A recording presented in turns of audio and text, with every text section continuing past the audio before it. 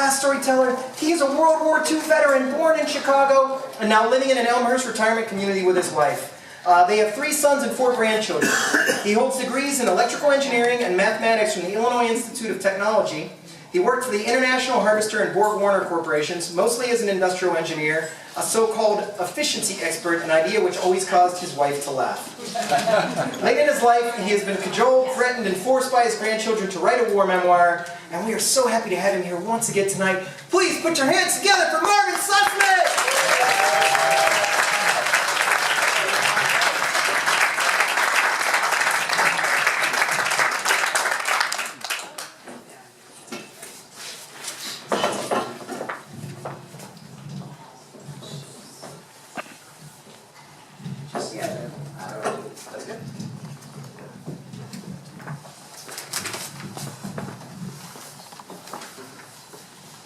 Zuerst muss ich mich entschuldigen, weil Scott mir hier einen Teleprompter versprochen hat und es ist nicht rechtzeitig angekommen.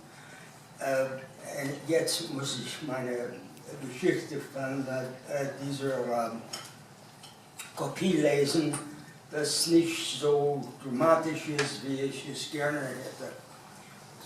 Also dafür entschuldige ich mich. Can somebody translate that? Well, if you had 2 years of German in high school, it wasn't wasted. You can still get a dictionary and read Kafka in the original. It's much better. So don't worry about it. Anyway.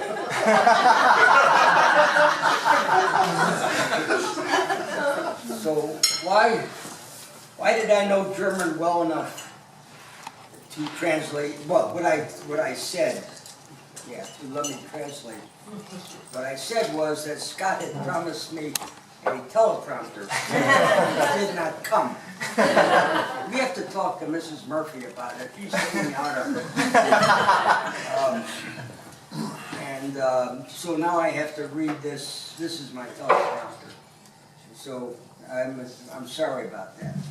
I wish I could be an actor like the people we heard tonight. They were wonderful.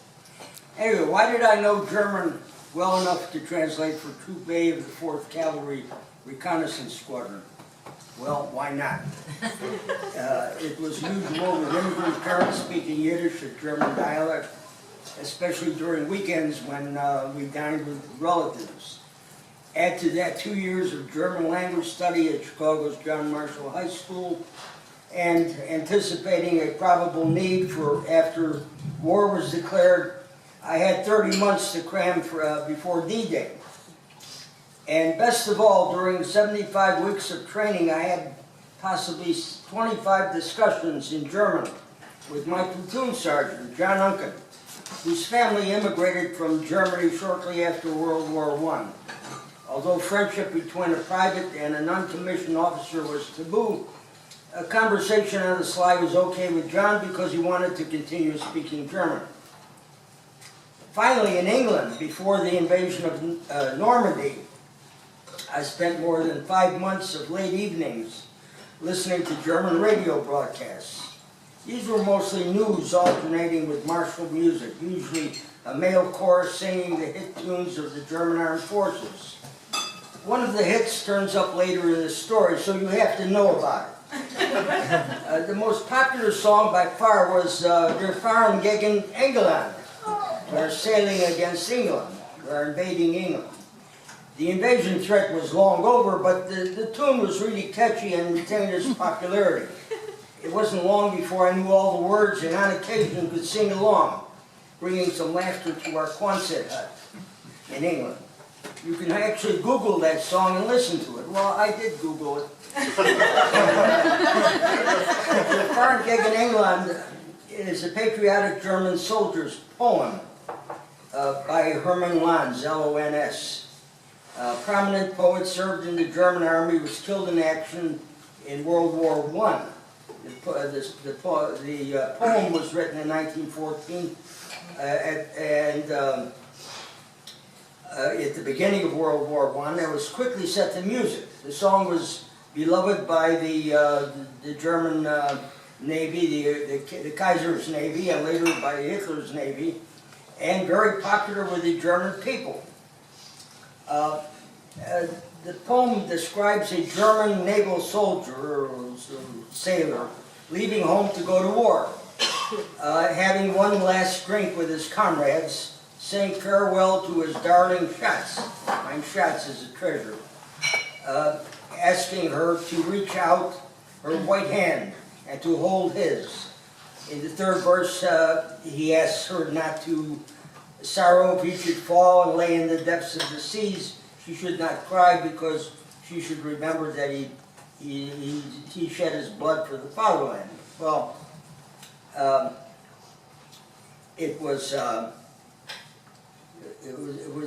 me describe the situation there. A Quonset hut is a half cylinder of corrugated steel, about 48 feet long and about 10 feet high when you get it with a plywood floor and 2 plywood sides having windows and a door. One platoon, 30 men, slept on a row of 6 double bunks on each side, plus 1 double bunk at the end. To imagine the atmosphere of the hut, think of a college football locker room with double bunks but no showers. With a good imagination, you can smell it. Most of the privates were aged 20. A few corporals and sergeants were in their late 20s. Everybody was waiting for D-Days, wondering who and how many would not survive. Actually, the logistics are, we were told, was that for every 2 men, 1 would recover from his wounds and go back into combat. The other would not. He would maybe go home, maybe not. Actually, it worked out not too far off from that. The average in A troop, the average platoon lost 11 dead, plus 1 lieutenant, and 2 went home with wounds.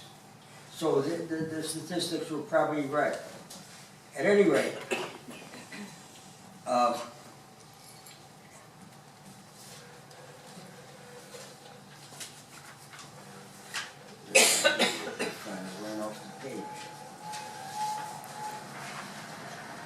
to that atmosphere, add weak beer, a checkerboard, dice, a deck of cards, and a radio.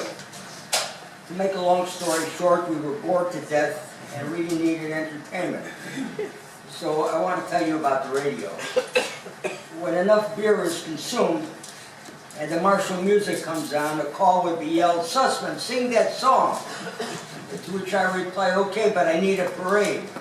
If they were bored enough, a half-dozen troopers would form a single file and march to the music while I stood by the radio and sang along with the German chorus. The full song with intro and 3 verses plus chorus would get us about 5 minutes of entertainment. Anyway, it goes something like this. Heute wollen wir ein... Heute wollen wir ein Liedchen singen, trinken wollen wir den kühlen Wein. Und die Gläser sollen dazu klingen, denn es muss geschieden sein. Gib mir deine Hand, deine weiße Hand. Leb wohl, mein Schatz, leb wohl, mein Schatz, leb wohl, leb wohl. Denn wir fahren, denn wir fahren, denn wir fahren gegen England. England! Something like that.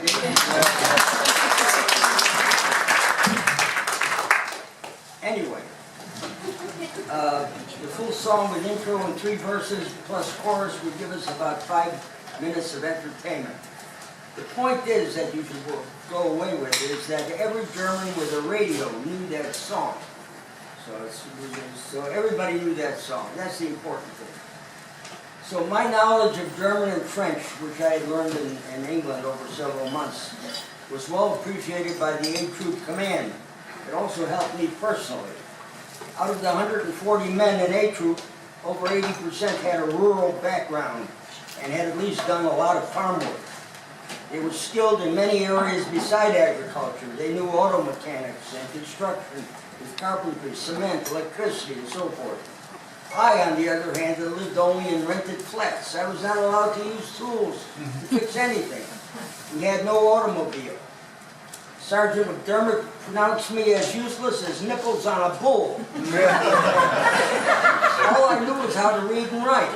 And I got good grades in geometry. And I memorized a lot of poetry. I even performed the part of Mark Antony in Shakespeare's Julius Caesar. Now, it is true that I had 4 years of ROTC in high school, and even a Best Cadet Medal pinned on me by Colonel Robert McCormick, the owner of the Chicago Tribune. But other than a lot of target practice in the shooting gallery, that was not much more than a preview of the Army's basic training. But when Captain Fox found that I could translate German and French, that changed everything for me. Well, the much-promised D-Day, June 6, 1944, arrived, and our squadron sailed against Hitler. The cavalry squadron consists of 3 line troops and a headquarters troop. Now, B Troop landed on Utah Beach shortly after H hour, 6 a.m., and hooked up with the paratroopers. But 2 hours before that, C Troop and A Troop landed on opposite sides of Ile Saint-Marcouf, a small fortified island sitting about 7 kilometers off Utah Beach. Taken over by the Germans after the French collapse, the fort's naval guns could have been a serious threat to the invasion. Intelligence said that the fort was not manned, but it still had to be secured in case the intelligence was wrong. My sergeant, Harvey Olson, and my corporal, Thomas Killorn, were the first American soldiers to land on a French beach, rowing ashore in darkness on an inflated raft with only a flashlight to guide the landing craft. You can Google Harvey Olson and D-Day and find the whole story. No, the fort was not manned, but the island had landmines, and each troop lost 1 dead and several wounded. A Troop lost Johnny Unken, my sergeant and German teacher, the first American to die on a French beach, and the best soldier in A Troop. We all mourned John. Our morale was stricken. If he could die that easily, what chance did the rest of us have? We spent the day huddled near the shore, watching the parade of landing crafts heading toward the beaches, regretting the lack of cameras to record the scene. We were too far away to see the beaches, but the sounds and flashes from shore, naval gunfire, and airplanes were vivid enough. Eventually, we were picked up and moved to a thoroughly secured Utah Beach.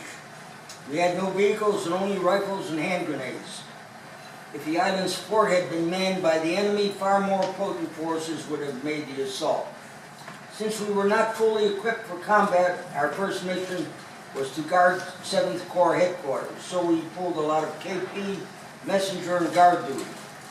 About D+10 mid-June, our vehicles, heavy arms, and equipment arrived from England, and our war really began. From Utah Beach, over the next few weeks, the 7th Army Corps cut across the peninsula, trapping Germans defending Cherbourg. We were pushing the enemy toward the end of the peninsula. All of our action was dismounted as infantry. If we ran into determined opposition, we waited for artillery to catch up with us. The artillery battalion would send a forward observer, and with our maps prepared long before the invasion by aerial photographs, he could radio the enemy positions through his battery. For some days, he could communicate with a Piper Cub monoplane overhead for better observation. The artillery would first overshoot. The range was gradually reduced until the guns were zeroed in on the target. Then the battery fired for effect with shells that were fused with proximity sensors, a very recent invention. Instead of ordinary shells burying themselves into the ground before exploding, with half of the effect lost and the other half directed skyward. These shells would burst in the air close to the target with a devastating downward effect. A little of that sufficed to get the enemy on the run again. Sometimes just the appearance of the Piper Cub would cause a retreat.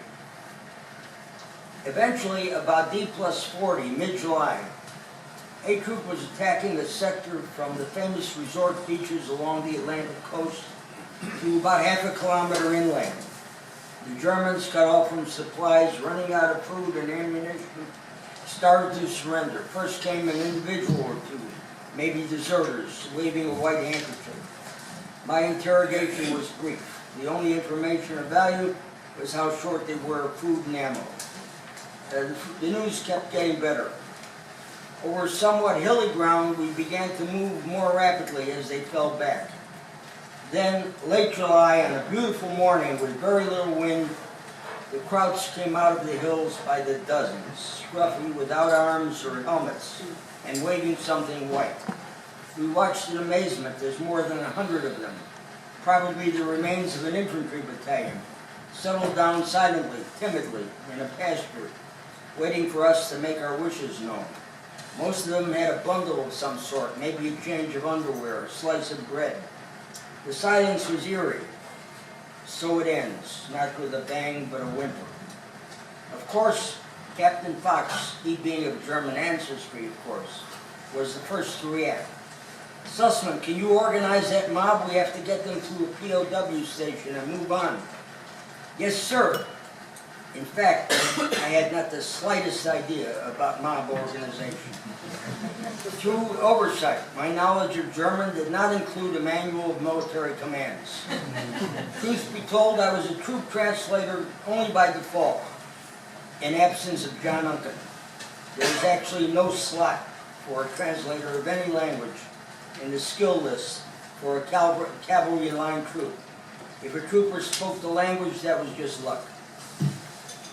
If there were Americans, I would have shouted, "Fall in," and ranks would have been quickly formed. But would something like "Einfallen" or "Fallen Sie ein" do the job? Or would they look around for a hole in the ground to jump into? I had no idea. Instead of forming ranks, I could have only provoked puzzlement or laughter and appeared ineffective before my captain. Because of their appearance, it occurred to me to think of that mob as a crowd in a railroad station, waiting for a train. If I were an American train conductor, I would shout, "All aboard!" Would something like that get them moving? With Captain Fox watching, I was desperate enough to try, to yell my loudest, "Einsteigen!" That was a traditional train conductor's call, "Climb in." Einsteigen. Immediately, over 100 run-down German prisoners rose from the ground and started walking toward me. Captain Fox was duly impressed, but now what? I had not the faintest idea. As they approached us within 10 yards, one of the mob, smiling at me, shouted, "Wo gehen wir?" Where are we going? Close up, his simple question with informal attitude, certainly apropos, made me see that these men were very much like us, normal human beings wanting to know their fate. Without really thinking about it, I had the normal human reflex to respond, to say something humorous. I thought of the name of that popular martial song played repeatedly on German broadcasts. So, playing for time, I yelled back, as loud as I could, "Wir fahren gegen England!" We're sailing against England. The result was astounding. 100 German prisoners doubled up in laughter. They did not control themselves, or at least gave that impression. Several of them shouted, "Endlich, endlich," finally. Captain Fox looked at me and wondered. He understood that I knew German, but a stand-up comedian?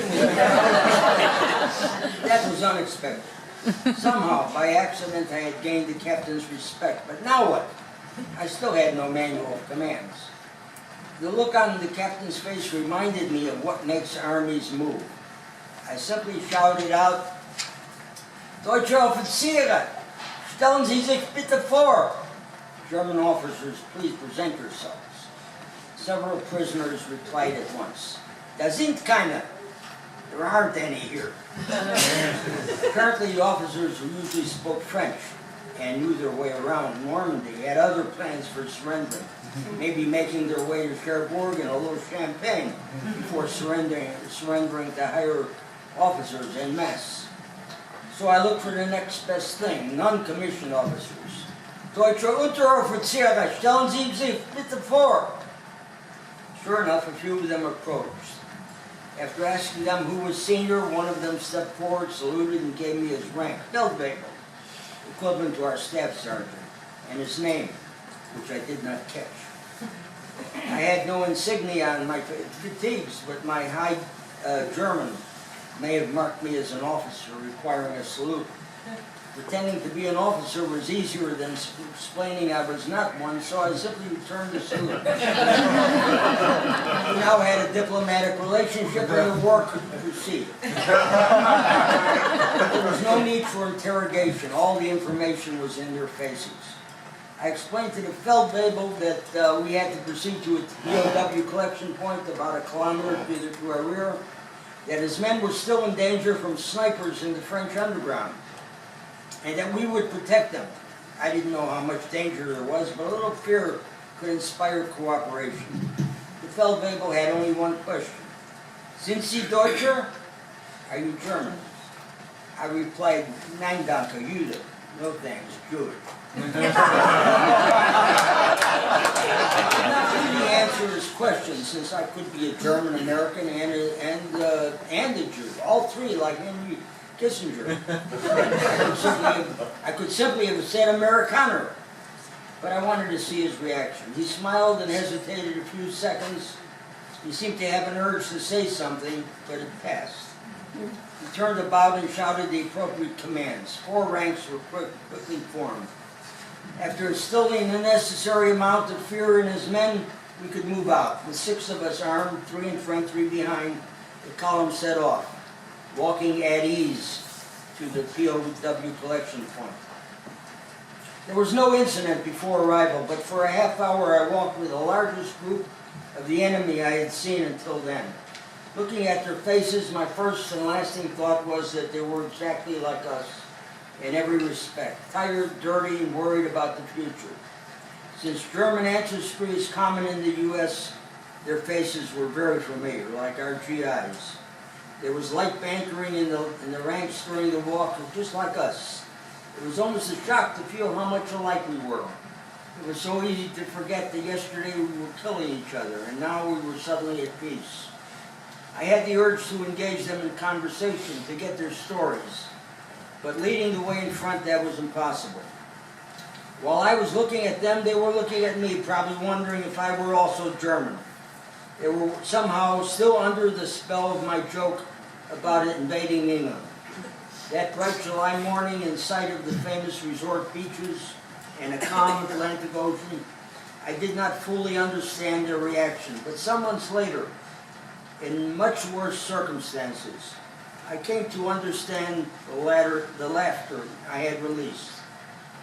I had taken prisoners myself and had participated in taking prisoners, but I had never been in a position of possibly becoming a prisoner and had not given the matter much thought. But there is a lot to think about.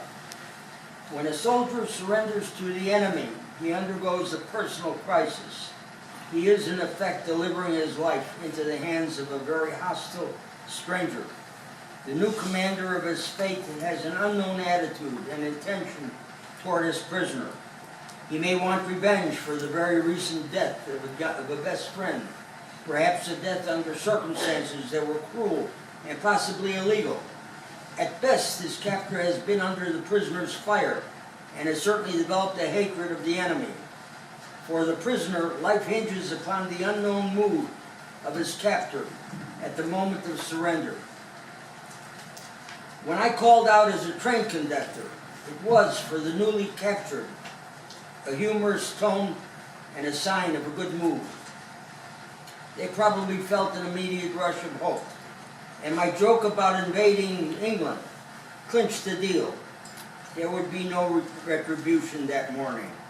Now it was almost certain that someday they would go home again. I had given them the gift of life. The released laughter came from their guts. My understanding of the reaction came from a different kind of experience at a later event. But that's another story. Just before arriving at the collection point, the Feldwebel halted the column and brought his men to attention before moving ahead. It made everything easier at the POW collection point. We were received by a sergeant who admired the discipline. The Feldwebel saluted me once again, smiling again. As a fake lieutenant, I returned the salute. We looked at each other for a few seconds. I had an urge to say something, but it passed.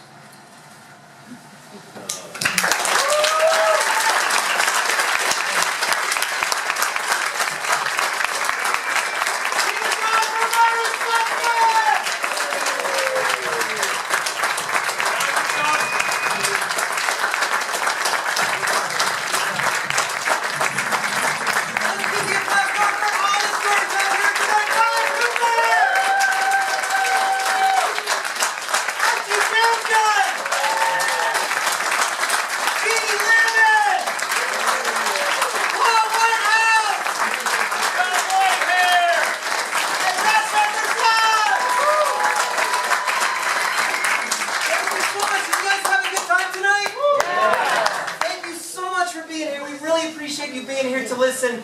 You guys make this possible. I say this every month. When they talk about the storytelling community in Chicago, like, oh, the storytelling thing that's happening, people come together, they're not talking about the people putting on shows or hosting or anything else. They're talking about you. Because without you, this doesn't happen. I also like to say every month, without an audience, storytelling is extremely weird. So thanks again for making it not weird tonight. We really appreciate you being here. Please take care of your bar staff.